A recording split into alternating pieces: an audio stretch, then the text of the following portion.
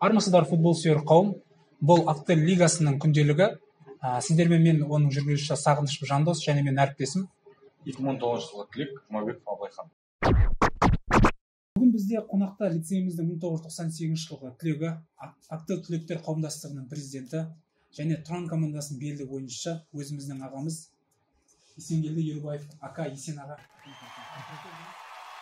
Көңіл күйіңіз қалай аға? Жақсы. Бүгінгі біздің бағдарламадан не күтесіз? Бүгінгі алғашқы бағдарлама болғандықтан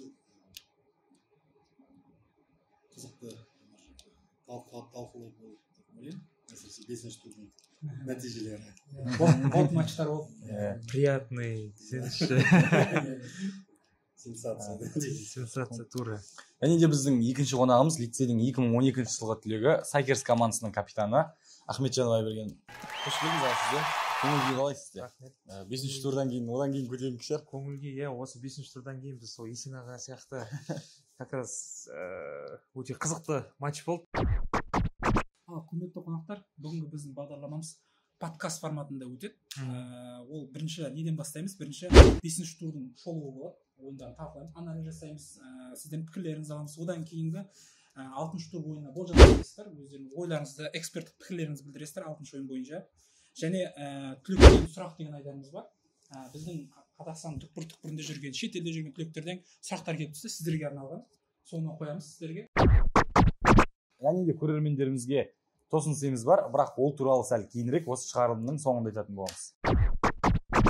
Олай болса бастайық. 5-ші турдың алғашқы ойыны 2012 жылғы түлектер Сайкерс командасымен, 2008 және 2009 жылғы түлектер Қайсар командасының арасында өткен. Екі команда да турнир кестесінің бірінші, екінші орындарында тұрған команда. Ойын өте тартысты болды. 3-2 есебімен Сайкерс командасының жеңісімен аяқталды осы ойын. Бұл ойынға негізі тоқталу себебіміздің одан бөлек қонағымыздан бөлек тағы да себептер бар. Бұл жерде 4 адам болса, 3-інің қатысы болып тұр бұл матчқа. Өйткені Қайсар командасын ойнаймыз, Абылайхан екеуміз. Өте случайно солай болып қалды. Ешкім күткен жоқ па? Ешкім күткен жоқ. Так, бұл матч бойынша протоколына көз жүгіртейік. Сайкерс Қайсар арасындағы матч, алғашқы матч болды. Бірінші ойын басталғанда Нұрсұлтан Сейітқасым, Баша дейміз, қорғаушының артынан тепті, бір әдемі соққы болды. Фарид деген мықты біздің вратарымыз көрмей қалды ол доптың несін, ұшу сәтін. Екінші таймда Бақытжан кеңес салды. Өте комбинация әдемі болды, пас берді. Енді бұл біз өзімізше ішкі бір талқылауда бұл бір домашний заготовка шығар деп ойладық. Енді ол домашний заготовка сияқты көрінді. Одан кейін үшінші гол өте керемет, ол Қыдырәлі Көшеков салды. Осыдан кейін бір арада бір не пайда болған сияқты, бір шамалы расслабуха дейміз. Біз 3 гол салдық деген сияқты. Соңғы әсіресе екінші турдағы соқпетпен матч. Сондай болып кете жаздады енді. Содан кейін біздің Несіпбек Пірімбетовтың еңбегімен ол жерде біраз тиран барып соғып, паспен соғып, сөйтіп барып Әмірхан Садыбанов әдемі аяғына келді. Ол ашық баратағы гол салды. Одан кейінгі сәтте сол бір қарбыласқан сәт қақпаның алдында қолға тигеннен пенальти болды. Және бұл бір жирная точка дейміз, соңғы нүктесі болды. Сөйтіп біз 3-2 есебімен жеңіліп ұтылып қалдыңыздар. Өкінішке орай, бірақ біздің қуанышымызға орай. Жалпы ойыңыз қалай, бұл матчта болған жоқсың? Айберген, бірақ қалай болды матч өзіңе? Осы матчқа негізі жаңа қатты дайындалдық. Аптаның басынан бастап, бірақ енді мен кететін, сол болмайтыным белгілі болды. Именно осы матчта. Бірақ біз жаңа жігіттермен сөйлестік, ақылдастық, дайындалдық енді. Өйткені қазір лига басталғаннан бері көп командалар уже ойын аптаның басынан бастап уже дайындалады бәрі. Серьезно қарап бәрі. Бәрі жаңағы алып келетін үйроктарын алып келеді, жаңағы Астанадан ұшып келіп жатыр, Алматыдан ұшып келіп жатыр, Вахтадан келеді, кетеді. В общем, сондай трансферлер көп та енді жолда өтетін. Логистика. Негізі Актел лиганың логистикасы мықты отыр қазір. Сол бізде сөйтіп енді сырттан енді ешкім жоқ, сол бірақ жігіттермен ақылдасып біраз дайындалдық. Ойын негізі ойын барысында өзім болмадым, жаңағы бірақ сұрап оттым. Сол кезде Ақтөбе қаласында болғам, сол таң атпай сразу отырып, инстаграмға отырып, жігіттер как раз организаторлар сол үшін прямой эфир істеді. Кім? Нұрсұлтан жаңа Сейітқасымов, Баша ғой. Сол Баша сразу бірінші минуттан салып кетті. Негізі сол гол көп жерде шешті по идее. Шешті. Негізгі айтады, ол Башаның стилі сондай дейді. арттан тебеді дейді өмірі соңғы артқа беріледі защитадан жаңағы удары біздің командада скорее всего самый поставленный удар сол башада сол баша солай салып кетті. Одан кейін қалған 2 голды мен уже жаңағы келіп ютубтан қарап не істедім. Сол кезде білмеймін, бірақ ойын өте жаңағы спокойно өткен сияқты. Негізі біз жаңағы қызып кете беретін командамыз, бірақ спокойно өтті бәрі. Спокойно 3-0-ге жеткізіп, сол біздің жаңағы өзіміздің сондай нелеріміз бар, расслабон беріп жіберіп қоямыз. Сөйтіп 2 гол кетіп қалды. Бірақ енді в целом 2-ші гол кірген кезде қызып бастап отқан жаймендеп балдар. Сол неге уақытқа қараған кезде 18 секунд қалыпты неде жаңағы таймерден ше. Сол 18 секунд ұстап, короче, сонымен матч бітті бәрі. Ал екінші сұрақ енді Есенаға жалпы бұл жерде Қайсарда шанс болды ма? Болды ма? Ұтамыз сәйкес алып кету мүмкін. Қандай за счет чего ұту мүмкін бұл жерде? Енді мен ойыншы баста мен Сайкерс командасының составын қараған кезде қарасам бұл жігіттер бәрін танимын екен жеке-жеке. Мурсик бұрыннан танимын, Мадияр, Рони, олар бірге ойнап жүрген. Бұл мини-футболды білесіздер ғой, маңызды бірге ойнап жүріп тренировка жасап. Связка бар. Связка. Сондықтан Қайсар командасына қараған кезде ол жерде енді Қайрош сияқты, Ертай сияқты ойыншылар жетпегендіктен кейін негізі результат солай 3-0 қалады деп ойладым негізі, салынбайды. Соңында мүмкін даже гол жеп қойғаннан себеп жаңағы Расслабон деген. Расслабон, бізде көп командада бар. Сайкерс командасы ұтатыны белгілі шанс болды деп қараған кезде. Негізі бұл ішкі несін білеміз ғой, кухнясын дейміз ғой, Қайсар командасының. Сондықтан айта кететін бір жайт, негізі скауттар жақсы жұмыс істеді. Астанаға звоноктар болды. Легионер жақтан. Сырт жаққа звоноктар болды. Осы именно 2008, 2009, 2010-нан жақсы футболшы жинауға тырысты. Ахмет Таден деген жігіттер бар мысалға. Құлағын алтын сырға сол жігіттің келе алмады. Сол сияқты актерлерге де күтеміз. Өзі пайда болатын еді деп ойлаймын да. Мен де болмай қалдым осы турда. Мүмкін содан ба деп қоямын. Содан да ол мүмкін. Енді легионерге тоқталайықшы, легионер. Бұл жерде Сайкерс командасында Жомарт Ислам деген жігіт, сол туралы бір ақпарат берсе, мысалы, бізге ол таңсықты білмейміз ол жігіт. 2002-ні жалпы білеміз, Сайкерс командасы өз бұрыннан слаженный ойыны бар, ЛФ-тен өйтін жігіттер. А вот Жомарт деген жігіт, Ислам деген жігіт. Жомарт Ислам Жомарт как раз сол бізде жаңағы 2-3 жыл болды бірге ойнап келатырық. ЛФ басталғаннан бастап біз ЛФ-та Хомис командасы ойнап жүреміз. Сол кезден бастап құрылғаннан бастап бірге бар. Сол біз бәріміз енді 94-95 жылға одногодки деп айтады ғой, бірге құрдастармыз, қаладан жаңағы достарымыз. Сол Ислам Жомарт 23-ші мектепте бітірген футболмен.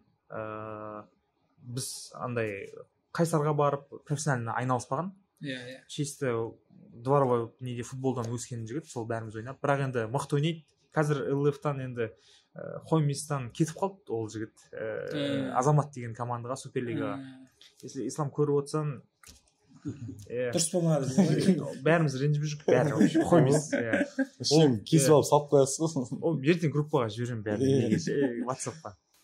Екінші легионер ол Қайсар командасында легионер Әбдінағиев. Дебрюйне бағлан.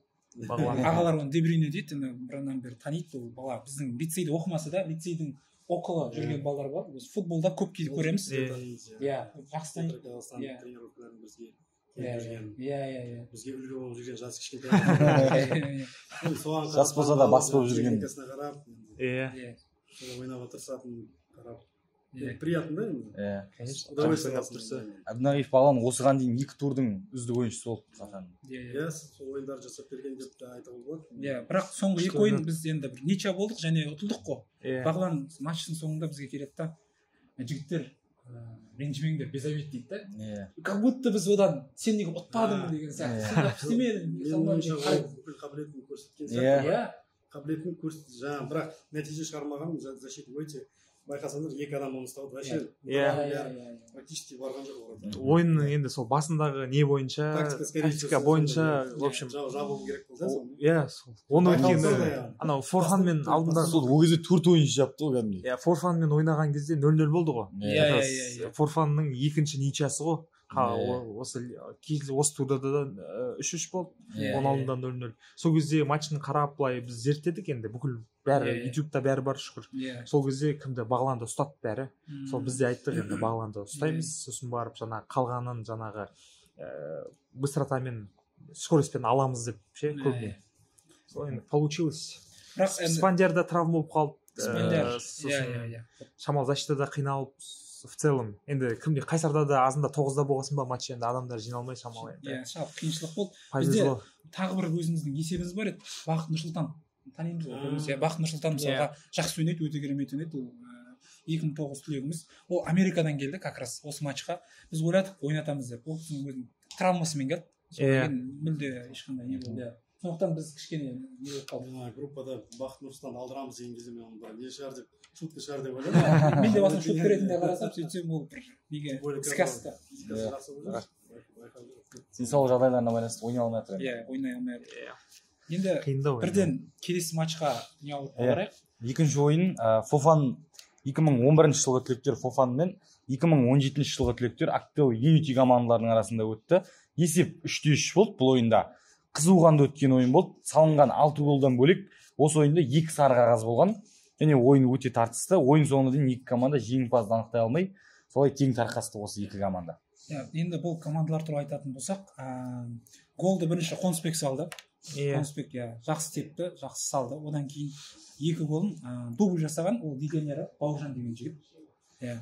Одан қарсылас команда Актел Unity-ден Тұралиев Абылайхан дубль жасады, 2 гол салды. 1 гол өте керемет болды, штрафнойдан салды.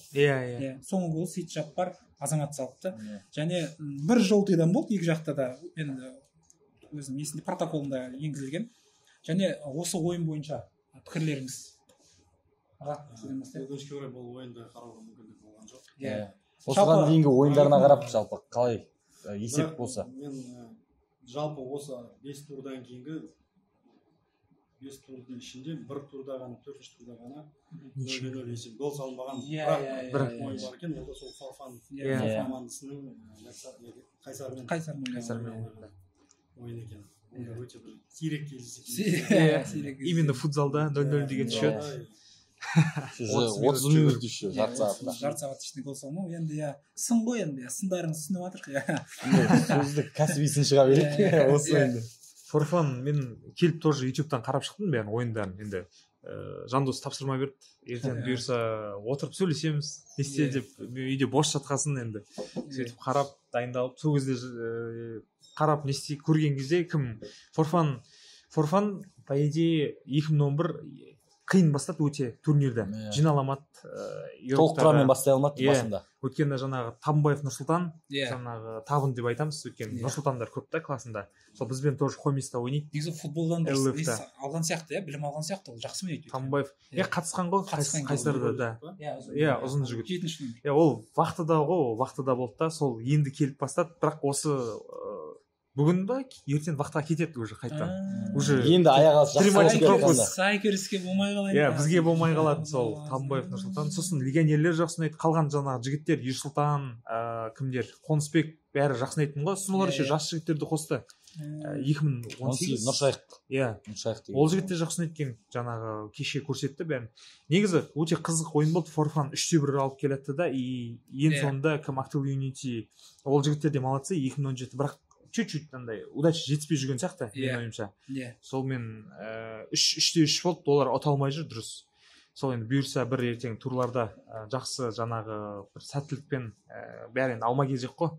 Солай болса жаңағы жігіттер не істемеңдер, көңілдерін түсірмеңдер, ұтасыңдар бұйырса. Актел Unity тек қана 2017 жылғы түлектер. Осыны айту керек. Без легионері. Легионер қоспаған. Бірақ былай қарасаң ойындар әдемі. Қарай бергің келеді. Ешқандай қайнау жоқ. Өзен пас береді, ешқандай лишний не жасамайды. Алады, тебеді. Кеше ойында 3-3 болған кезде соңғы 1 минутын қарасаңыздар, екі жақта да 2-2 100% момент болған ғой. Атакаға полный жүгіреді, Манайх атакаға полный жүреді, саламат. Там карусель болып жатыр да. Негізі осы жайменеп енді болашақта енгіземіз рубрикалар. Промухтура деген сияқты. Ана жерде 100% емес, 200% моменттерде болды. бұйырса енді біз де ойлап прикол ұстап жүргенбіз, команданың ішінен шығарамыз да өзіміз негізі андай man of the match ойнап болады ғой, man of the match шығарамыз да, сосын donkey of the match шығарамыз. Кім шаяды соны айтасың, сен donkeyсің ше бүгін. Сондай қылып істесе болады енді өздері. Қызық в целом. Үшінші ойын Яксарт 2007 жылғы түлектермен 2016 жылғы түлектер Соқпет командаларының арасында өтті. Бұл ойын енді жігерлі жеңіс тіркелді енді. Яғни 3-1 ұтылып келе жатқан Соқпет команданың капитаны деуге болады, актер деген ұйымдастырушысы Сарханның алаңға шығуымен 6-3 есебімен жеңіске жеткен Соқпет командасы. Яксарт мен Соқпет командасында жақсы көрінген бәрінен ол Сәкен Сейфулла, ол уже екінші тур бойынша өзін көрсетіп келе жатыр. Сиқырлы сол аяғы бар. Левый похорон. Салған голдар өте әдемі. Ұстайды бірден доп, егер дауысын естісеңіз ысылдап ұшатын сияқты. Үлкен доптары. Соқпет командасында енді осы уақытқа дейін бір қатты көрінбеді. Ақсаңдап жүрді. Енді ақсақ герой деген ат қойдық өзіміз. Ақсақ Сархан. Таң қалдым ана ойынды көріп. Жалпы пікірлеріңіз қалай? Осы. Қорытынды есеп 6-3. Соқпет командасы сол именно жаңа камбэк, мощный камбэк 3-1-ден жеткізіп алды. Негізі бізбен ойнағанда да жаңа Есен аға айтты ғой енді. Камбэк істеді тоже 3-1-ден болды сол кезде камбэк. Сен ең жақсы көретін команда бар. Соқпет па? Айта салайын солай деді. Олардың атағы бар ғой. Сайкес командасының сөйтіп скорее всего до конца тура солай қалатын сияқты. Маған кім Сархан әзілдеп жүрген жаңағы командама ең басына мотивация беріп шығатын кезде типа жігіттер Сайкерсті ұтайық, больше ничего не надо деп ше. Сайкерсті ұтқанда болды, бәріне ұтылып қалған ғой. Одан кейін 1-2 матчтан сол айтады да өйтіп айтпай қою керек деп ше. Олар Алматыдан ойыншы алдырды, шынымен де алдырды ойынды. Ойыншы алдырды, сол Сархан өзі алдырды лично, жаңағы класстасы кімді? Асқар деген жігітті алдырды.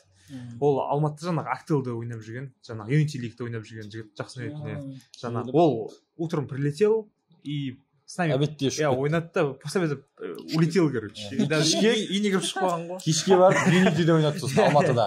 Біраз оған әзілдесіп, мен оның алдында Сарханға прикол ұстап жүргенмін, короче. Екеуміз организатормыз, и ол айтады да, мен Юрға алып келемін дейді ше. Мен Сарханға айтамын, Сархан, зачем деймін да, еще 30 тысяч сен еще билетіне құртасың, анау мынау. Сен оның ақшаны қалсын қалтаңда деймін де, по-любому ұтылып қаласыңдар. По-любому, мен прикол ұстап, ақша мен айтамын, қатты ұтқың келсе, давай договоримся, короче. Отын бізге бер деп па? Мен бір банкет істеймін жігіттерге, мен берілеміз, короче. Прикол ұстап, ол айтады, не, сөйтіп, и тұрды да, короче.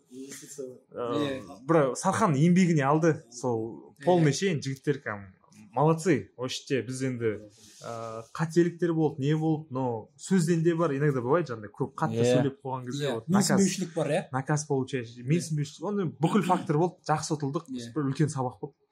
Енді жаңағы Соқпеттен айтатын болсақ, кімдер Сархандар 3-1-ден алып шықты, негізі камбэктен жақсы істейтін командалар. Сол бірі осы турнирда. Яксарт командасында вот жаңа Сәкен деген игрок келгелі бері вообще ойын әдемі. Он вот с любой точки в основном салады да, и непредсказуемый голдар кіреді. Сол жігіттер молодцы. Төртінші ойын Достар және Орда спорт командаларының арасында өтті. Ойын теке тіресті. Соңында жекелеген бір қателіктердің кесірінен Достар командасы 5-3 есебімен жеңіске жетті. Бұл команда үш голды легионер салды, Төлеш Ибрахим. Ол жақсы келе жатыр. Сүмірегендер тізімінде де жақсы келе жатыр. Одан кейін өзіміз танитын Аймұрат аға, Аймұрат салды, Дастан Жүзген салды болды. Және Орда спортта бұл айта кету керек, Айбектің ойыны өте керемет. Дубль жасады Айбек. Оның ойыны өте керемет. Және Думан Қасеновтың голын да айтуға болады. Өйткені ол сольный проход. Есен ағаның точкасынан не қылды, сол крайдан қашты. Соңына дейін барып өзі теуіп салды, жақсы. Және біз ана Бақытжан аға бар, Бақытжан Жүсіп. Аутты әдемі бас берді. Баспен салды сол кезде Айбек. Тоже айту керек. Өте ұнады маған. Негізі Орда спорт командасы жақсы бастады, Жақсы бастады. Әдемі бастады. Соңғы ойындарға жаңағы легионерлер келмей жүр ме? Данияр сол екеуі соңғы екі ойынға. Сонымен шамалайында қиындау. Мұрат Шеңгелбаев бермей жүреді ғой. Мұрат как раз бомбардир болып жүрген, мықты ұстап. берген допты салып жүреді ғой. Мура как раз ол не ғой андай немен ойнайды, таранды форвард дейді ғой, большой футболда, сосын стол мини футболда ше, артпен тұрып алады да, дәуді корпуспен ыңғайсыз, қорғаушыға ыңғайсыз, андай задавить етіп тастай береді да. Осы ойын жалпы қалай өтті енді? Ойын 5-3 есебі деген өте жақсы өтті. Ойында жаңағы кімдер, легионер достардан негізі айтып кету керек, жаңа Қаникенің командасы капитан. Қанике вот прям андай вообще ағалар беріліп прям ше ішіне кіріп істеп, жаңағы жүгіріп ше бәрін басын қосып прям енді бір поляны вне поля ол көп еңбек етіп жатыр, көп нәрсе істеп жатыр да. Аптасына бір тренировка міндетті түрде. Қанике вот все капитаны сіз сияқты болса вообще топ, короче. Және кстати Қанике ең бірінші бізді құттықтады, біз айтқанда. Ең бірінші Қанике күткен ғой. Звондап айтты ма сіздерге? Каждый олардың прямой конкуренция. Негізі ол сол. Да. 2003-те негізі тағы да бар, негізі Була деген бар. Тоже, Бақтыда. бірақ әлі көрмедік сол. Негізі футболмен өмір сүреді ол да. Скорее всего, Куча он алмады команда. Себептерін бәрін білеміз. Негізі ол кісі бар неде Заявкада бар. Була бар, сосын недегі жаңа футболист тоже аға Нұрлан Абдуллаев. Алматыдан ол кісіні ол соңғы 4-4-дің бір 2-3-үне келеді, короче мен инсайттарды ренжімеңіздер айтшы керек. Жоқ, инсайтмен мен де сол айтайын ба деп біліп отыр. Скорее всего осы турға келеді, өйткені 6-шы турдың қызықты матчтар. Скорее всего достар Қайсар матчы болады. Жігіттер талас деген сияқты. Жақсы, рахмет. ФК Қайсар крепитесь. ертеңға тезірек келмесеңіз болмай жатыр. Уақытыдан алдырамыз деп. Информацияға рахмет. Дайындалу керек болды. Бізде өзіміздің қалаға келетін скауттарымыз бар, тренеріміз бар. Қосамыз. Тренер жұмыс істейміз яғни. Соңғы ойын енді Есен ағаның көптен күткен сәті. На десерт алып қалып отқан соңғы ойынымыз 2013 пен 2020 түлектер арасы 2013-2020 түлектерден құралған Актел Юнион мен Тұран командасының арасында өтті. Ойын шымшыстыры ойын, шайқас ойын болды десек те болады. 2-3 есебімен Тұран командасының пайдасына шешілді. Тағы құттықтаймыз тағы да. Енді ойынға жеке тоқталсақ, қалай болды? Есен аға басында әдемі өтті. Тепті, одан кейін штрафной болды. Штрафнойдан пас келді, аяқ қойдыңыз, на опережение гол қойды. Сіздің кім Есен ағаның голын біздің балдар скрин бар ғой, матчтан ше. Соны короче не істеп алады да, видеодан скрин істейді да WhatsApp группаға жібереді ғой. Сосын барып ашыламын. Енді біріміз үйретеміз ғой. Ашылғанда осылай ашылсаңдар дейді да, короче, рывок туда и жүгіріңдер. Аға пример болып жатыр. Сөйтіп жүріп отыр балдар. Одан кейін екінші гол дәл сондай Есен ағаның еңбегі десек болады. Өттіңіз, пас Даниалға замок етеді. Жоқ, ол вратарь құтқарып қалды ол жерде. Ол жақ құтқарып қалды. Бірақ негізі жақсы комбинация. Сол гол болу керек еді. Сол өзім жақсы. Даниал ағаның голы болды. Одан кейін Даниал угловойдан берді. Және ол жерде тоже тиіп кетті. Свои ворота кірді. Бірақ еңбек Даниал ағаныкі. Ағамыз выделять етіп жүр поляда. Қып-қызыл болып. Өте керемет. Но бірақ играет вот жасына қарамай физика. Скорее всего, кім Гаттузо бар ғой? Который на пролом забирает. Вот сол Даниалы. Айтатын момент, басында да бір абсурд етіп қалған кезде біраз айтқанбыз оны. Замена жоқ, замена. Сол турда бізде замена ойын болып қалды. Адам бар. 4 жыл болып қосылған команда ғой енді. 97 алғаш түлектерден бастап. 2000-дарға дейін, 2000-дарға дейін. Себептерге байланысты ойыншыларымыз келмей қалды. Сосын бастан келісіп алды, ешқандай легионер қоспаймыз деп өзіміз арамыз. А так негізі Қайсар жастар командасын ойнап жүрген біз өзіміздің класстас Руслан Нұржановтың баласы бар. Оны қосқымыз келді, бірақ негізі алдында келіскендей ойынға алып келдік. Ешкім қарсы болмайтын еді, бірақ негізі басы келіскен деген оны жасамай қойды. Дұрыс. Негізі одан бөлек ойынды жүргізу нелеріңізде бір дайындалған сияқты. Арасында тек пауза алу сәттері вратарь полядан кетіп қалып деп. Жоқ, шынымды айтсам, ол ешқандай дайындық несі болған жоқ. Біз тренировка жасауға мүмкіндік, шынын айтсам, бәрі жұмыста болғандықтан кейін уақытта болмай тренировка жасауға. Менің ойымша былай болды. Актел Юнионның командасы баста шамалы недооценкамен солай бастады ғой. Мен сенбей солай бастаған. Бірінші гол тез кірді, быстрый гол. Бізге шамалы дух берді. Өйткені біз білдік та, екінші таймда біз физика шамамызды білеміз ғой. Қиын болады. Екінші салып алғаннан кейін екінші тайм байқасаңдар, полностью біз жаттық. Енді футбольный трюктары бар ғой, енді онда айта кетейік, ондай нәрсені де қолданды. Бірақ в рамках жаңағы в рамках дозволенного, да. Тайм-ауттардың бәрін қолданды. Травма болған жерлер тоже қолданды. Шамалы өткен командаға демалу керек. Без ол инициативамен қолға алып. Без замен. Жоқ, бәрі оның красивый болды. Біз видеодан бәрін қараған кезде оны прям енді не ғой? Болеть етеміз ғой енді. Жаңағы ағаларымыз болғаннан кейін. Сол не істейді, қарап отқан кезде матчтарда бәрін четко ше, собранный болып, Даниял ағаның жаңағы ойындарына қарағанда тоже. Даниялға, кажется, алдында болмады, соңғы 2 турға келді. Ол кісі вақты да, соңғы 2 турдан бері келді. Соңғы 2 турда. Екеуіңіз келдіңіздер, шешіп тастаңыздар. Оның алдындағы жұлдыз енді Ағарсаға ғой. Ағарсаға ол вадна был техничный, в порядке. Сонымен Акымжан аға бар тоже. Сосын немножко удачи дегенде ғой. Немножко удачи, вот сіздердің кім? Алибек аға. Алибек, штанга. Воротада. Пустой вороттан шығардық кейбір. Пустой вороттан. Алибек ағаның бүкіл денесі, ол несі вратарский болып кетті. Некоторых моментах бетпен шығарып тастады, некоторых иығымен, қолымен вообще.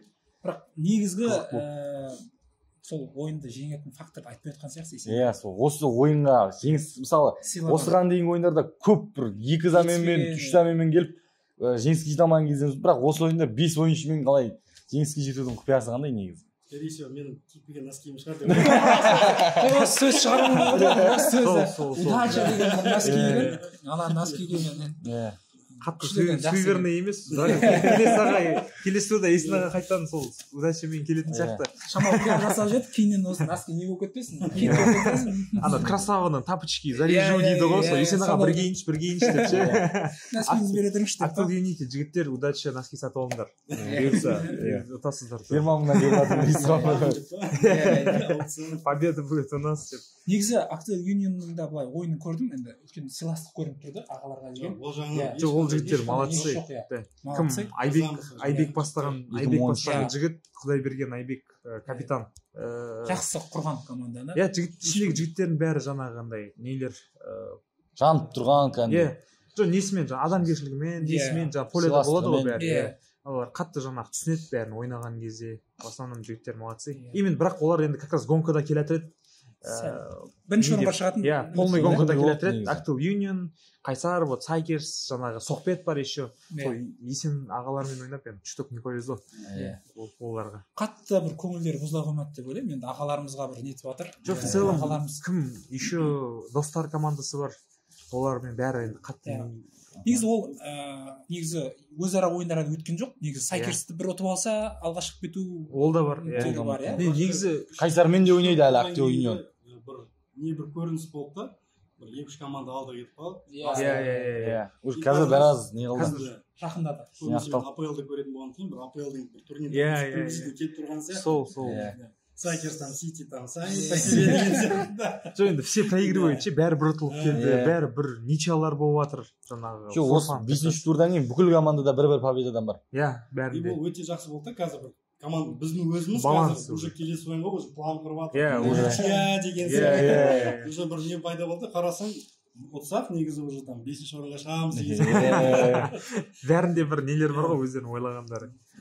5-ші тур кәдімгі еще 3 деген сан 5-ші турдың символы деп айтуға болады. 3-3, 3-6 счеттардың бәрі 3-3 солай болып отыр матчтар. Сосын айта кететін жаңа тоже ағалар біз ана футболдар ұйымдастырады ғой, лицейге барып жүрген, қазір 260 рет ойнап жүр. Апта сайынғы футбол уақыттары. Сол и бір победаның Есен ағалардың, например, ұтыстары, жаңа Қаникелер, достар командасының ұтыстары, ол сол жаңа спискта қарап отқанда 97 түлек ағарсаға есенаға бәрін аттатып да қанекелердің жылдары ше 2003 2002 аймұрат аға ше ол кісілер вот футбол жастар ешқайсысы жоқ анаяқтың бәрі ойнап отыр так что типа hard work pays off қой ол по-любому не істейді да келеді ше ол ана отношение ғой футболға деген турнирға деген отношение дұрыс бәрінде жаңағы физикасын көтеріп уже көрінеді да жаңағы қалай жүгіреді қалай не істейді шыдамдылығы сол үшін рахмет қанекелер сіздерге рахмет ойындарыңызға аймұрат аға кімге рахмет ернұрға қанша футбол 264 мектепті ұстап соған келісіп жүрген жазда енді бізде рахмет поле қиын ғой енді ой болса осы 5-ші турдан кейінгі турнир кестесіне тоқталайық алдарыңызда енді айтып өтетін болсам бірінші орында осы 5-ші турдан кейін Сайкерс командасы 4 жеңіспен 12 ұпаймен бірінші орынға шықты. Одан кейін Қайсар командасы 3 жеңіспен 10 ұпаймен екінші орында тұр. Одан кейін жақсы көтерілу болды бұл командада. Достар командасында 10 ұпаймен 3 жеңіспен 3-ші орында тұр. Одан кейін Актел Юнион командасы енді соңғы ойыннан кейін бұл жігіттер түсіп қалды. Бірақ бұларда да 3 жеңіс 9 ұпаймен 4-ші орында тұр. Одан кейін Соқпет командасы соңғы турда жеңіске жетіп 7 ұпаймен 5-ші орында тұр. Одан кейін Орда Спорт Яксар 6-7-ші орында. Фофан 5 ұпаймен 8-ші орында. Актел Юнити 4 ұпаймен 9-ші орында. Одан кейін Тұран командасы 3 ұпаймен 5-ші турда жеңісімен соңғы түйіндеп тұр. Кестені. Әлде де не бар? Әлде де негізі, сіздер енді біз мынандай бір ойымыз бар. Қазіргі осы 5-ші турдан кейінгі нені көріп отырсыздар, таблицаны, кестені көріп отырсыздар турниріне. Енді мысалға қалған 4 тур бар. Енді сіздердің ойынша алғашқы 3-түк енді жүлделі 3-түк дейміз ғой. Қаншалықты өзгереді? Кімдер алға шығады, кімдер түседі? Сіздің ойларыңызды алсақ.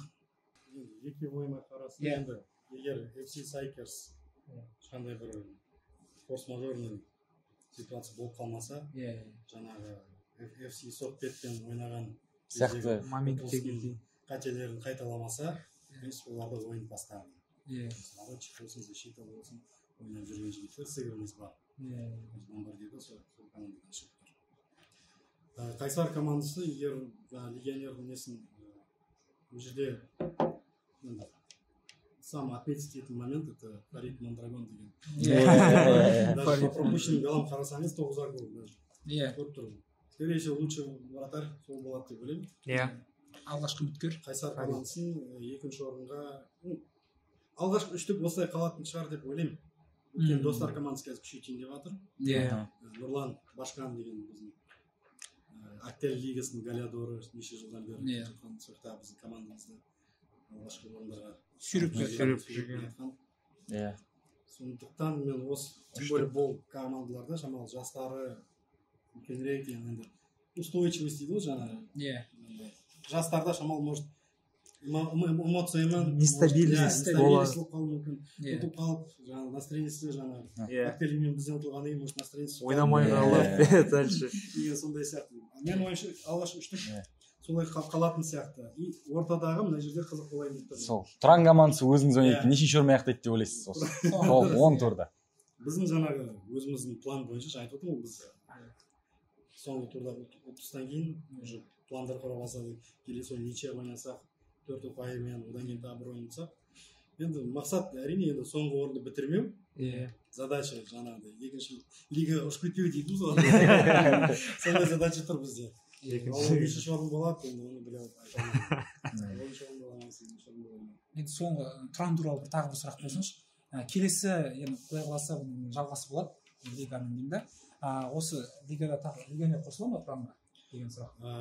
Егер регламентті өзгертпейтін болсақ, біз қосу ниеттіміз. Бірақ ол легионер біз өзіміздің ішкі шешім бойынша өзіміздің түлек болады. Я болмаса вообще КТЛ түлек болады. Я болмаса өзім түлектердің балдары болады. Өзіңіздің ойыңызды білейік осы таблицаға. Мен ойым сол первый негізі пятеркаға қиын болады. Сухпет командасына ойлаймын да, қазір, например, енді оларда 5 ойыннан кейін 2 победа, 1 ничья, 2 поражение болып тұр екен. 7 очкомен ше. Бірақ мен ойлаймын, сол Актуаль Юнион жаңа Есенаға айтқандай, тоже настроениелер түсіп кетіп, жаңа нестабильно болып қалуы мүмкін деп, но все-таки осы бірінші орын, екінші орын, үшінші, төртінші орындар жаңағы өзара алмасып жүретін сияқты. В основном. Но айта кететін жайт еще кім Достар командасы, жаңағы Каникенің командасы, ол кісілер бүкіл оңай турларын өткізді. Алдыда ол кісілерде қиын ойындар бар. Бізбен ойнайды, Қайсармен ойнайды. Актуаль Юниондар бар. Юнион бар еще, как раз между собой уже мықты ойындар кетеді да. Алдыда сол Достар командасына да бір үлкен тест болып отыр қазір. Қалай болатыны. Сол бірақтан сол 1-4 қалатын сияқты. Өз орындарында, жоқ, араласып па? Осы жалпы төрттікке қалатын сияқты алғашқы. Осы тройкада енді осы төртеуін ғана деп айтыламын. Әлі жартысындамыз ғой, как вот прям ортасында. Ең ортасынан бастап тұрды негізі бұл күнделікті. Командалар уже шамалы көрінді, нелері, ойындары. Мен соңғы сұрақ, Сайкерс бірінші орында ала ма? Сайкерс бірінші орынды біз сол үшін тырысамыз. Жігіттермен сөйлескенде де жаңағы айттық.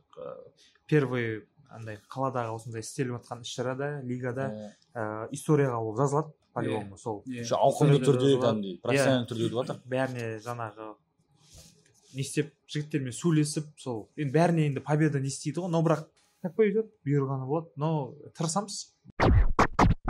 Сомергендерде енді 10 ойыншыны алып отырмыз. Бірінші орында Сайкерс командасының шабуылшысы Жомарт Ислам 16 голмен тұр екен. Бірінші орында 5 турдан кейін 16 голмен.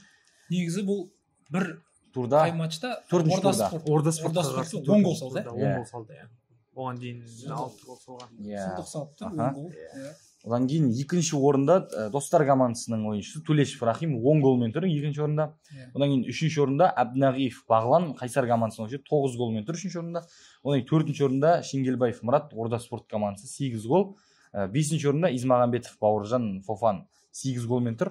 Одан кейін алтыншы орында Арғынбек Асылбек Актуаль Юнити командасының шабуылшысы 7 голмен. Одан кейін Таңатаров Данияр Орда спорт командасы 6 голмен. Одан кейін 8-ші орында Пірімбетов Несіпбек Қайсар командасының шабуылшысы, қорғаушысы 5 голмен тұр. Одан кейін Рахымжан Абдулазиз Актуаль Юнион командасының шабуылшысы 5 голмен және соңғы осыған дейін Сұрмергендер тізімінде болмаған Сархан бір ойыннан 4 гол салып, чисто случайно. 5 голмен сосын қорытындылап тұр осы тізімді. Сұқпасын әке. Молодец Сархан, молодец. Тізімге кіруде оңай емес, андай ақсаңдап жүріп, ақсақ темір бір матчта 4 гол. Ойлағам ол Сархан болды деп қойды деп. Ол тобық қой. Мен өзім 3 ай футбол ойнамадым, тобық деп. Сол үшін ойыңыз вообще керісінше қылып жетті ғой. Иә. Ойламаған, ойнамайды деп ойлаған адамыз бомбардирге кіріп кетті. Жас организм ғой бір жағынан. Қауықпаймақта бізде 3 адам тұр. Мен таңғалдым. Дастан Жүскен. Дәкең қалай деп. Дастан Жүскен. Мен білетін Дастан осы ғой. Негізі неше 3 турдан бері тұр, 3 турдан бері тұр. Иә. Қауіпті аймақта сол 2 жолтай алған адамдар ғой. Сол 3-ші жолтай алса бір ойын жібереді. Жібереді, иә. Дастанаға не ғой? 5-й сұрайды да тебе береді, желтый ала береді. Сам 5-йдан тебе береді. Негізі достардың матчы қараған кезде Дәкең ойын әдейі қарадым. Қалай алып жүр желтый? Бір может андай опасно ойнай ма деп. Жоқ, ондай ештеңе жоқ. Алдап жүр, күшті әдемі ойнап жүр. Одан кейін Актуаль Юнити командасының 2 ойыншысы тұр екен. Актуаль Юнити жастардан. Иә, жастардан. Қызуқан да енді. Иә, шамалы. Енді жастар болғасын бір жағынан олар енді көп тур ұта алмай жүр ғой. Сонымен жаңағы матчтарда енді выше среднего не стараться етіп қалады, сол үшін шамалы қиналып қалады. Иә. Бірақ жақсы ұнайды осы команда негізі. Иә, мықты жігіттер. Жаңа команда Шерхан, Азамат деген жігіттер екеуі. Сол осы команданың жаңағы представительдері, капитандары бізбен жаңағы организаторлармен связьда жүрген жігіттер бәрін басын қосып жинап тырысып сөйтіп жүр. Каждый жаңағы турда өздерінің жаңағы несімен келеді, бүкіл нелерімен, желаниесімен, пландарымен. Енді чуть жетпейді, но бірақ бұйырса енді әлі 4 тур бар, ойын көрсетеді ғой. Иә. Сәттілік жігіттерге. Соңғы айдарымыз. Иә, 6-шы турдың болжам жасайық. 6-шы турда ойынға есеп қалай болады, ой пікірлеріңізді білейік. Бұл негізі таза сіздердің нелеріңіз, таза эксперт сарапшылардың ойы. Қай команда ұтады және сіздердің ойыңызша есеп қандай болады? Есеп қалай бітеді? Сіздерге бірден жазып кетсеңіздер болады және біз Абылайхан айтып отырады. Ал бірінші ойын Орда спорт пен Актыл Юнион командаларының арасында болады. Сағат 9-дағы алғашқы ойын. Бейсен аға. Бұл жерде мен өзіме Актыл Юнион командасын фаворит деп көрсетіп отырамын. Енді алғашқы турдарға қарағанда гол саны көп болғандықтан кейін ең кемінде бұл 4-5 гол соғылады деп ойлаймын. Актыл Юнион командасы 2-3, 2-4 есебімен ұтады примерно. Онда сіздер мына жерге бірден жазып қояйық. 2-4 есебі Айберген. Ойыңызды білейік осы Орда спорт, Актыл Юнион. Орда спорт, мен Орда спортымен бұл жердегі ойыны жаңағы кім командадағы таңдатар Данияр, сосын легионерлері Нұрсұлтан Абду деген сол екі жігіттің келуіне байланысты соңғы алдында күшті келеді, соңғы екі турда сол екеуі болмады да, шамалы не істеп қалды, буксовать етіп қалды команда. Жаңағы Мураға доп жетпей жатыр. Шеңгелбаев Мұратқа ортада ойын істеп адам жоқ. Сол доп жетпей жатыр да, жаңағы Айбек өздері жаңағы Думеке бәрі шамалы қиналып жатыр. Думанағалар. Но в целом менде тоже Есен ағамен қосыламын. Если олар келіп жатса да, Актыл Юнион оларға бой беретін команда. Осақтағы ең жастар, красивый ойын көрсететін командалардың бірі Актыл Юнион. Но все-таки Актыл Юнионның победасына қоям. Счет тоже 2-3, 2-4 болады примерно. 2-3. Но все зависит жаңағы екі жігіттен. Орда спорттың қиын болады. Өткен аяқтың бәрі жастар жүгіріп тастайды. Заменалар да көп Актыл Юнион. Олар 5-6 заменмен жүреді ғой, екінші четверкамен. Екінші ойын Яксарт және Тұран командаларының арасындағы ойын. Бұл ойынға не дейсіздер? Біз бұл жерде болжам деп айтпай, планымыз бәрін айтып берсеңізші. Яксарт командасы естіп отырсыздар ғой деп. Біздің планымыз. Енді біздің планымыз не ғой, жаңа айтқандай 1-2 гол салып алып, екінші тайм жатып дегендей. Ничья күтудеміз өзіміз. 2-2, 1-1 деген көп гол салынбайтын бір. Қорғанысты мықты ұстаймыз дейсіздер ғой. Сондай планмен дайындалып отырмыз. Мен 2-2 деген болжамға тоқталасыз. Сіздер енді Сәкен Сайфуллаға тепкізбеу керексіздер левойдан. Қиын болады. Сіз енді кім Яксарт командасы андай энтузиазммен оларда жүрген команда, былай қатты стараться етеді, жиналады, жаңағы кімдер жақсы трансфер болды. Сәкен Сайфулланы олар сол осы 3-ші турда қосты, 4-ші турдан бастап. Сол левый похоронный деп жатыр ғой, сол енді минида жаңағы удармен болған игроктар енді тез көрініп қалады ғой, біз жаттап аламыз да жаңағы кім қалай ойнап жатқан. Сол Тұрандан тоже Есен ағалардың командасынан кімдер келсе, Даниял аға, Ағарсаға, Есен аға, Әлібек аға, сосын жаңағы Әкімжан аға, сол бесеуісін тағы келіп жүрген ағалар заменмен келіп ойнаса, негізі қызық болады ойын. Но мен все-таки енді ойлаймын, на победу Тұран оставлю, ол не жоқ қандай. Объективный мнение қасында отырып деп осы жердегі әсер етуі бар. Не, по идее, если кешегі матчты қарасаңыздар, там бәрі немен жаңағы белгілі бір шамалы жүйемен ғой, жастармен ойнағанда ше, ол андай жастар тепті, например, саламат ше, но бірақ ол саламатын футболдың артында удачадан бөлек жаңағы бір жүйе болады да шамалы, по-любому. Просто так ол победа келе салмайды. Так что Яксарт командасының мен ойлаймын, сол победа 2-3 или 3-4 деген есеппен Тұран командасына. Қазір шыққан кезде жаймен деп көксарайға кетіп қалмаңыздар. Жақсы екен деп па. Жақсы. Осы турға бола, мен негізі Алматыға біздің теннис жарысқа барамын. Сіз барған негізі билет алып. Мен бердім, бармаймын.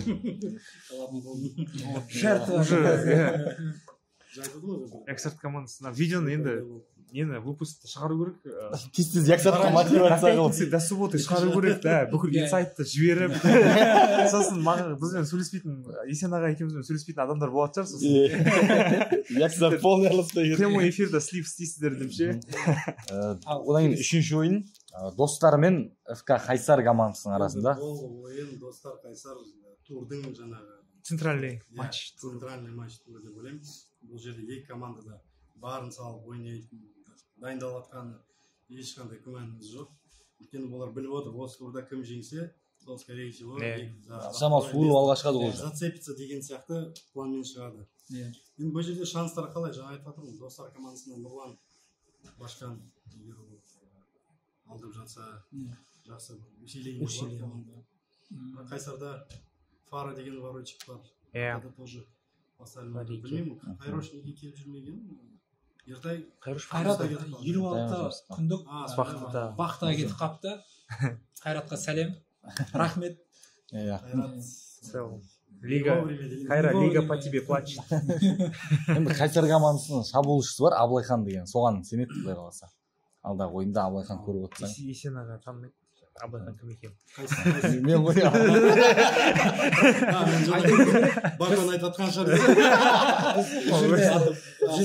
Сол мен айтып жатқан Есен аға танымайды, Аблайхан кім екен? Бұл жерде Қайсардағы енді бұның старожил дейміз ғой, Ертай, Спандердің еңбегін айту керек. Біреу Бакуны алып, үйінің есігінен алып келеді, ұйықтап қалып келеді. Біреуі трансфер полный вахтада жүріп, бәрімізге звондайды азанда. Жігіттер тұрдыңдар ма? Матчтан қалып кетпеңдер деп. Еңбектері өте зор. Өзінің несі бар ғой. Егер Фариданы айтсақ болады, Шиелден келеді азанда ойынға. Шиелден келеді. Қақпашы. Достар командасының ұтысына сенімдімін. Бұл жерде Қайсар командасының воротасында бара тұрған көп гол салынады деп ойламаймын. Бір 2-1 минимальный победа. Шотпен Достар командасының ұтысына Келесі ойынға мотивация болды. Срочно тренировка істеу керек болып тұр. Одан кейін төртінші ойын Айбергеннің ойыны. Кешіріңіз, бастамас. Төртінші Айберген. Есен аға танымайды дегенсіз. Қызық емес. Достар мен Қайсар командасының ойынына Айберген ағаның ойынын білейік. Достар Қайсар, сол жаңа Есен аға бәрін айтып кетті ғой, прям не қызық, не болады, центральный матч тура болады. Мен тоже ойлаймын, жаңағы достар қатты дайындалып алып кететін сияқты. Әр апта сайын тренировка істейді. Олар бір жағынан сол жаңағы нелер алдыратын игроктар бар, келетіндер бар. Именно Қайсардан енді если кім Кула, Нурс дебют істесе, скорее всего дебют істеу мүмкін. Мен оны ойлаймын, Нурстың да белі ауырады енді, бірақ олар скорее всего Нурсты бір матчқа не істейді, дайындайды, шығарады, арқасына бір гол салып әкеліп қызық болады матч. Я думаю. Но бірақ енді достармен сол победасы болып кететін сияқты. Или ничья. Бізге ничья дұрыс. Ничьяға болеть етеміз. Ничьяға болеть етеміз. Бірақ достар ұтып кететін сияқты. Почему-то мен ойым 3-2 шөтімен. Ничья тиімді болып тұрған, ничьяда 2-2 қалдырып, дәл секіріп кетуге бірінші орында. Бізге ничья. Бізге осы шығарылымға қолдау білдіріп, локация ұсынған үшін Мидбокс асханасына алғысымызды білдіреміз. Лицей кезіндегі естеліктеріңізді еске түсіріп, керемет сэндвичтер мен тост жегілеріңіз келсе, Мидбоксқа келіңіздер. Төртінші ойын Актел Юнити мен Соқпет командаларының арасында. Ойынға ойларыңыз. Мен ойымша бұл жаңағы веселая игра дейді, сондай бір ойын деп тұрған сияқты. Голдары көп. Каруселмен. Соңында FC Соқпет. Лицей кезінен қарсылас командалар бар. Біреу 2016-2017 мезондар. Обычно лицейде сондай болады. Одногодки. Одногодкилер А, Б класс деген. Жылдары жақын. Біз мысалы осы жылға дейін біздің алдындағы турнирларда болсын, кубковый ойындарда болсын, біздің основной конкурент Ағартағалар түген. Постоянно турнирный задача там вот емес, сол команда ұтсақ. Дерби десеңші, локальный дерби ғой. Баяғыда лицейден тарихи бір сондай бір неміз бар да, постоянно бір жарыстар бар. И мына ойында FC Соқпет бір 5-3 есебімен ұтатын сияқты, көп гол салынатын бір ойынға ұқсап тұр. 3-5 есебімен. Айберген аға, сіздің ойыңыз? Актел Юнити Соқпет. Актел Юнитиді негізі Соқпет командасы 2 победа, 1 ничья, 2 поражение. Мықты команданы ұтады, мықты емес командадан ұтылады. Яғындай характерлері вот так вот, типа түсініксіз ғой жалпы. Настроеннан непонятно болып жүреді. Жаңағы Сархан максимально стараться етеді, максимально жаңағы бәрін жинайды сол. Бірақ Сархан не так өзі аяғы ауырып жүр. Фархат бар оларда. Фархат Батырхан. ол жігіт білмеймін қайта скоро алматыға кетуі мүмкін, то есть кетемін деп жүрген. Біз оны ЛФ-қа қалаға ойнатамыз дегенбіз біздің Хомикс командасына. Сол кезде кетемін деп айтқан, сол точно білмей тұрмын енді қазір. Ол бола ма, бірақ Сухпет все время он былай не істейді да, нестабильная команда дейді ғой, настроениемен. Актыл Юнитидің наконец, наверное, победасы осы Сухпет командасымен болатын сияқты, я думаю. Счет бір тоже қызық болады, но 3-2, 4-2 вот осындай счетпен Актыл Юнити Сухпетті, иә. Мен ойлаймын 4-3, наверное, будет. 4-3. Және осы 60 турдың соңғы ойын екен, Фофан және Сайкерс командасының арасындағы ойын, осы ойынға деген. Жаңа бір инсайт кетті, Табынбаев кететті да? Иә. Уже біліп алған. Инсайт бар. Иә. Осы ойында Сайкерс қанша есеппен ұтады десең? Өзгереді деп ойламаймын ойында. Иә. В целом.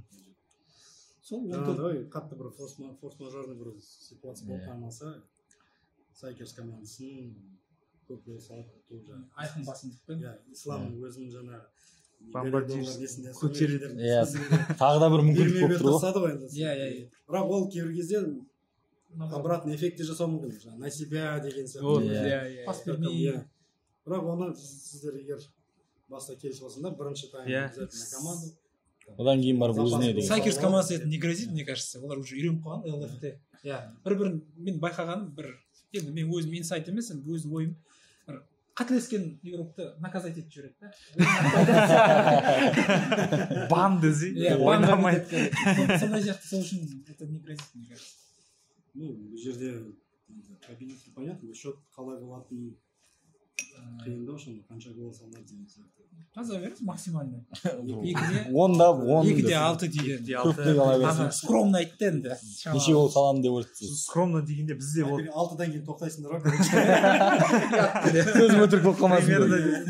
Бізде енді Форфанмен жаңағы Нұрсұлтан кетеді, біз тоже білеміз ғой, Нұрсұлтан бізде Хомисті бірге ойнаймыз ЛФ-та. Ол енді осы апта уже айтады жігіттер, мен болмаймын, мен уақытқа кетіп баратырмын дейді. Сол жерден білеміз Нұрсұлтан кететінін. Табынбаев.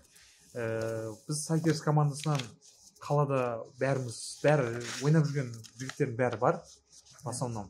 Енді победа біз ұтуға тырысамыз, ұтамыз, енді скорее всего ойнап. Есеп білмеймін, енді былай қатты еш нәрсе айта алмаймын, бірақ бір, наверное, 2-3, 1-3, вот сондай счетпен болатын сияқты. 2-3, 1-3 деп қояйын. Смело ұтамыз дегеннен ұтылып қалып тұр да, алдында Сухпеттің, одан кейін айта алмай-ақ қояйын. Қорқамыз ондай қатты айтуға. Иә. Айбергеннен гол күтеміз ба? Айбергеннен гол мен каждый турда бір голдан салғам. Ойын басынан. Сол 4 ойында ойнадым, 3 ойында ойнадым. Енді гол салмаған адам жоқ шығар негізі.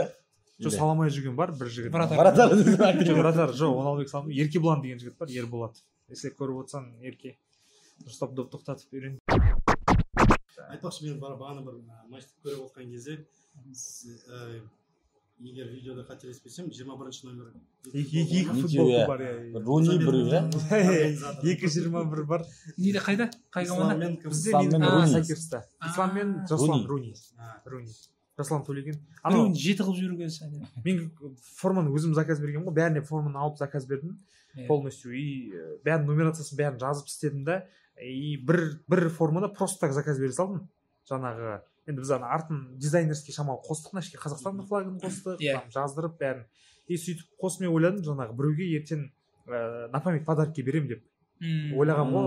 По идее оны беріп жүрмегенде бүгін әкеп табыстап жүруге болатын еді. Бұл тоже қызық болатын еді. И бір формада просто так заказ бердім да, анау номерлерге жаңағы қарап істеп заказ істеп отқан кезде почему-то 21-ші номер жоқ болып көрінді ше. Оказывается, ол бар екен да, 23 деп ойлаған ғой. Жаслан Төлеген Жаслан Руни 23 қабылдаған. Исламның номер легионер непонятно болды да, сұрағанда жоқпын да ше, 21 жазып жібердім. И сонымен кетіп қалды 21-ші номер екеуі. Келген кезде еще екі жігітте ойнайтын жігіттер да. Біздің командада негізі 18 ба жігіт бар. Бірақ матчқа келетін 8 ба 9-ақ адам стабильно. Осы уақытқа дейін сол Сайкерстің қанша матчын қарап жүрмін? 21 нөмірді байқамаппын. Екеуі бар 21. Аға байқап қойды. Ағаның көзі Олай болса біздің түлектен сұрақ дейтін айдарымыз бар. Бірінші сұрақ осы лиганың бас ұйымдастырушысы, лиганың басқасында жүрген Айберген ағаға. Турдың үздік ойыншысын кім анықтайды деген сұрақ. Турдың үздік ойыншысын 2007 жылғы түлектен келген сұрақ. Анықтайды дейді. 2007. Турдың үздік ойыншыларын біз енді ең басында жаңағы общий капитандармен істейміз ба деп ойладық. Сосын барып қалған жаңағы содан кейін барып футболдың басқасында жүрген қатысушылармен, ойыншылармен істейміз ба деп ойладық. Бірақ шамалы қиын болып кетті. Көп информацияны обработать ету керек та, оларға жіберіп қойғаннан кейін барып мнение көбейеді, бәрін жинау керек. Шамалы жаңағы операционный нелер уақыттарын көп алып кетті. Сосын барып тұрдық та, тек қана организаторлар осы бәрі қасында жүрген, біз бәріміз сол жерде ойнаймыз, жүреміз, матчтың басқасында боламыз. Сол үшін енді ойыншылар ешкім жаңағы ренжімейді деп ойлаймын. Негізі бір ол андай сыйлық қой, бір адамға ғана баратын ше. Ол негізі на самом деле сол турда өте көп әр матчтың бір геройы бар. Бір командадан бірнеше герой бар, бірақ енді сол біз біреуін таңдап соған істеп беріп жүрік. Так что турдың табатын анықтайтындар, турдың үздік ойыншысын ол бәрі организаторлар. Общий организатор 7-8 жігіт, сол голосовать етеміз. Әр матчтың өзіміз лучший игрогын таңдаймыз да, сол шеттен бір қай матч прям қиын болды, не болды, оны қатты ойнайтын емес, именно сол кісі, сол ойыншы қалай решать етті. Ойынға әсер ету керек қой. Қалай решать етті, сол, например, қиын матч. Енді екінші сұрақ Есен ағамызда. Турнирге лицей, қазір білеміз, лицей түлектерінен бөлек бір легионер қатысып жатқанын білеміз, қазіргі лигамызда, осы турнирге. Және бұл қаншалықты дұрыс шешім болды деп ойлайсыз? Және бұл болашақта легионердің санын көбейту ойда бар ма негізі? Біздің лицейдің бір несі ғой, шынына келгенде ол лицейдің бір мероприятиесі да. Соған біз бір легионер қосу арқылы ол да влияние болып жатыр да. Мысалы кейбір қазір сүрмегендерді қарасақ, бірінші орында солар тұр деген сияқты. Ол жақсы жағынан влиять етіп жатыр бізге ұнап жатыр мысалға. Сол негізі ол дұрыс шешім ба, сіздің ойыңыз?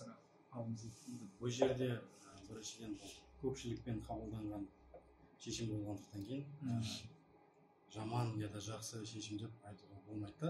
Просто қазір 5-ші турдан кейінгі нәтижемен менің жеке ойым, біз команда ішінде де ақылдасқан, біз өзіміз команда ішіндегі шешіміміз легионер қоспаймыз деген ғой. Негізгі мақсатымыз айтып жатқанда өзіміздің актив лигамызды дамыту мақсаты болғандықтан кейін біздің өзіміздің үлкендер деп айтайын енді. Үлкендердің атынан, алғашқы түлектердің атынан деп солар ойлар пікірін жеткізу мақсатында легионерлер болмаған дұрыс сияқты деп көреміз. Бірақ көпшілік капитандар жиналысының көпшілікпен шешім қабылдағандықтан кейін оның шешімге мойынсұнамыз. Одан кейін үшінші сұрақ Айберген ағамызға. Сайкерстің слабый жері қандай өзі жалпы? Сайкерсті ұту мүмкін бе? Қалай ұтуға болады деген Сайкерсті? Сұрақты қоюшы 6-шы турдағы қарсыластарыңыз Фофан командасы. Фофан командасы. Именно кім? 2011-лер. Бізде слабый жер дегенде даже білмеймін, айта алмаймын. Негізі көп аспекттен қарағанда біз ондай өзімізді бір қатты ойнаймыз деп айта алмаймыз да. Просто біз енді осы футболда, около футболда жаңағы соңғы осы жылдарда жаңағы қаланың лигаларында ойнап жүріп, наверное, скорее всего, сол бізді жаңағы сол үшін көбісі білет, жаңағы Хомис командасы не деп. Бізде слабый жеріміз, слабый жеріміз, скорее всего, жаңағы қайнап кетеді дейді ғой. Сол қайнап кетіп, там айқайлап, бір-бірімізбен жаңағы не істейміз, жаңағы сөйлейміз көп. Сол өйткені біздің жаңағы командада жаңағы ойнайтын, жаңағы жақсы ойнайтын жігіттер баршылық, сол бәрі бір мнениесін айтады. Сөзге шебер дейді бәрі. Сөзге шебер, иә. Іске де шебер бұл команда. Сосын барып енді қалған слабостьтен доптамалақ. Бірақ жалпы негізі 2012-лер өзі спортқа жақсы ма деп қалдым. Қай неде болса да сол 2012 алып жатады. Теннистан да. Иә. 2012-лер ұтылатын спорт ойлап тапсақ па деп жатыр. Сабақтан жарсамыз. Сабақтан алып қоямыз. Төртінші сұрақ Есен аға, қауымдастық бойынша болмақшы. Қауымдастықтың жалпы қалай құрылды? Яғни идеясы қайдан келді? жасалып жатқан жұмыстар негізі қала болып оның традиция дейміз ғой біздің кезімізде біз алғашқы келген түркі ағайларымыздың лицейімізге біздің өзіміз балдарға бастап кеткен традициясы бар. Сол жақтардан қарау керек та, жазда біз палау күні пиляв күні деген болатын еді ғой. Сол негізі соның идеясы сол бүкіл түлектердің бас қосып кейінірек оны біз лицейдің ашылуының 20 жылдығына байланысты 2003-те жасаған үлкен іс-шара Нұрлан Ахметов бастаған сол кезде. Сол іс-шарада основной фундамент сол кезде құйылды деп ойлаймын. Одан кейінгі жылдар 2014-те 2015 жылдары жүйе несінде жинала бастады. И соның нәтижесінде 2018 жылы біз уже ресми түрде қауымдастығымызды тіркедік, презентациясын жасадық. Содан бері әртүрлі іс-шараларды ұйымдастыруға кірісіп жатырмыз.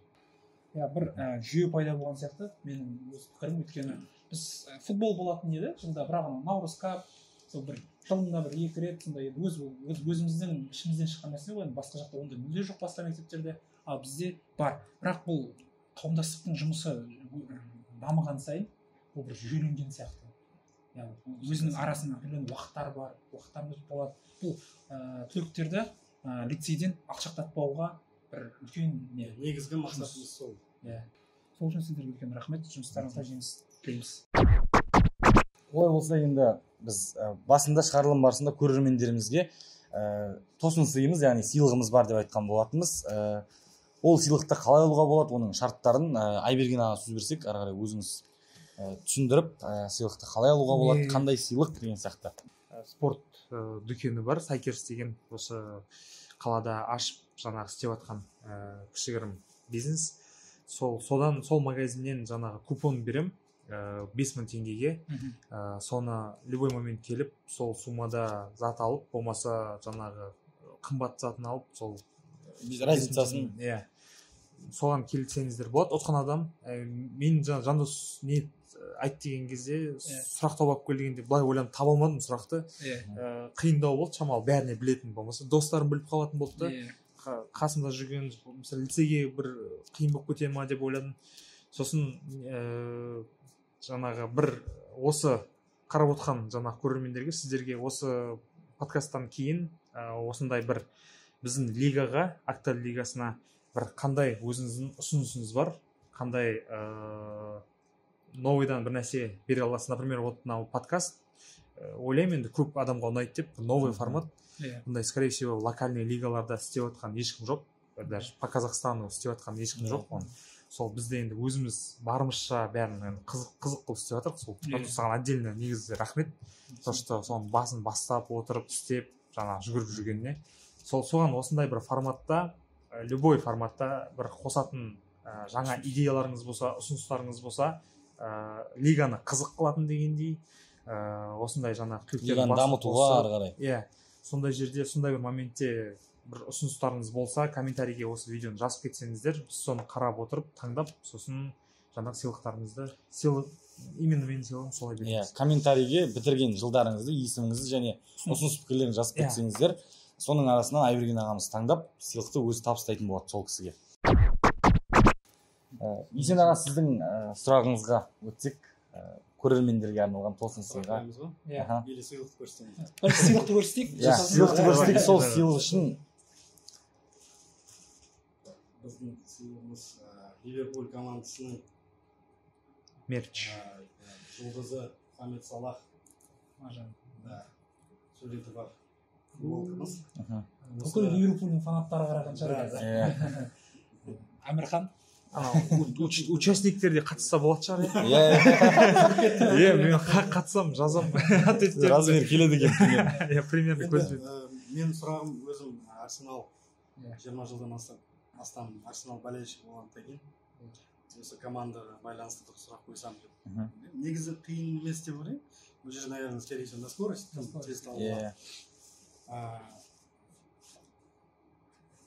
Осы Арсенал командасына болельшік болуына себептер болған бір ойын болған осы 1998 жылы. 98-99 уефа кубогының финалы болып жатқан сол кезде. Сол матч Арсенал Галатасарай арасында болып жатқан. Мен сол кезде Түркияда университет оқып жатқан болатын. Сол ойынды өзім көрген болатын. Сол кезде Тьерри Анри танысқан болатын мен телевизордан. Сол жылдан бері мен Арсенал фанаты болып келіп саналамын. И сол ойын тең нәтиже болып аяқталады. И пенальтимен белгілі болады ұтқан команда. Әрине Галатасарай сол жылы Түркияға алғашқы уефа кубогын алып келген болса керек, қателеспесем. И сұрағым, Арсенал командасында пенальти салмаған ойыншының аты жөні, әкесінің аты деген сияқты. Бүкіл информация берілді. Тек ашады, көреді. Бірақ бұл жерде жылдамдық. Кім бірінші жазады, бірақ қатесіз жазу керек. Аты жөнін және қай жылғы түлек и жауап. Онда мен қатыспай қойын. Енді қазір осы сөмірді болып отырғасын, ұят болып қалады. Бізге және біздің осы көріп отқан көрерменге актер түлектеріне айтатын бір ойларыңыз, пікірлеріңіз болса айтып өтуге қазір бір мүмкіндік. Исина. Біріншіден көп рахмет. Осындай алғашқы выпускқа шақырғандар эксперт деп бізге өте қызық, күшті бастама. Мен өзім бұлай болады деп шын айтсам ойламадым. Жаңа айтып отырсыз, 1,5 сағат қалай кеткенін байқамай қалдық.